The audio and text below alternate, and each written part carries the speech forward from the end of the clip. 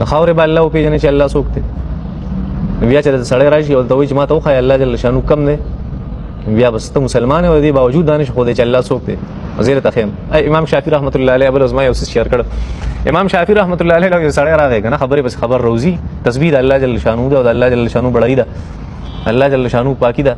امام شافعي صاحب وایي چېرته روان و که نه منزله، امام شافعي رحمت الله علیه ته چا وایي چې ستا الله جل شانو شته؟ وایي چا شته؟ ستا الله جل شانو کوي دا ټوله دنیا چې مونږ ته څه ښکاري دا د ستنې په یو سوري کې راځای کولی شي؟ امام شافعي صاحب ته چې بالکل راځای کولی شي. وایي څنګه؟ وایي چې ستن زر راوړه زه مانځه ټایم دی زر یې ته ثابتوم محمد ناوخته دی.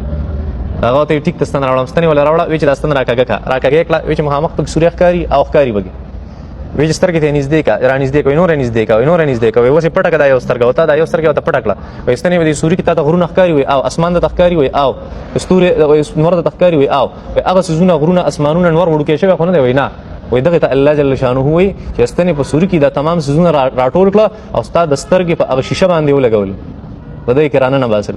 هغې ته څه ویلی شي؟ الله جل شانه ته په دې سترګه باندې دا هر څه ګورې او ستنې په سوري کې ګورې. دا چا راځی کړه؟ د الله جل شانه راځی کړه. زما دې خبرې ته لږ سوچ وکړې، ډېره ژوره خبره.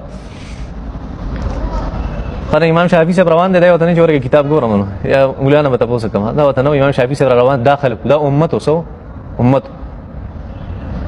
ثم اورثنا الكتاب الذين اصطفينا من عبادنا، الله وی بیا به دا کتاب زه په میراث کې نور خلکو له ورکم دا قرآن، فمنهم ظالم لنفسه ومنهم مقتصد ومنهم سابق بالخيرات باذن الله. او پای کې څه خلک درمیانه دي او څه خلک پکې ډېر ظالمان به راوځي او څه خلک هغه ډېر مخکې لاړ شي او ډېر ترقي یافته خلک وي.